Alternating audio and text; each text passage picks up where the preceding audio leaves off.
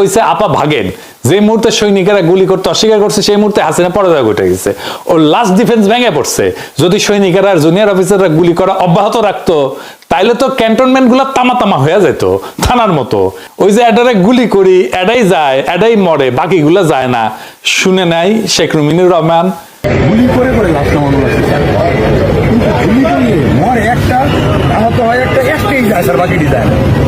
এটা স্যার সবচেয়ে বড় আতঙ্কের এবং মানে দুশ্চিন্তার বিষয়। গুলি করে জনতাকে ঠেকানো যায় না। 18 কোটি মানুষকে মাইরা ফেলাইতে হইতো, তাইলে আর্মি গুলি না থামাইলে ভালো হইতো, মিলিটারি ব্যুরোক্রেসিরা একবারে পরাজিত করতে পারতাম। আজকে এত ঝামেলা পোহাইতে হইতো না, আমাদের কচু খেতেদের ডিল করতে হইতো না। আবার শেখ মুজিবুর রহমান কইতেছে পলায় যেতে ভালো করিছে, না হলে নাকি হাসিনা শহীদের মর্যাদা পাইতো। শোনেন, শেখ হাসিনাকে যদি গণভবনে গুলি করে মেরে ফেলা হতো, যেটা নাকি শেখ হাসিনা নিজেও বলছিলেন যে আমাকে মেরে ফেলেন আপনারা, ওই সময় যদি তার ওখানে রক্তপাত হতো, আজকে আওয়ামী লীগের যে বিচারের কথা হচ্ছে সেটার চেয়ে কিন্তু অনেক বড় হয়ে দাঁড়াতো যে তার দলের লোকজন বলবার সুযোগ পেত তিনি দেশের জন্য জীবন দিয়েছেন।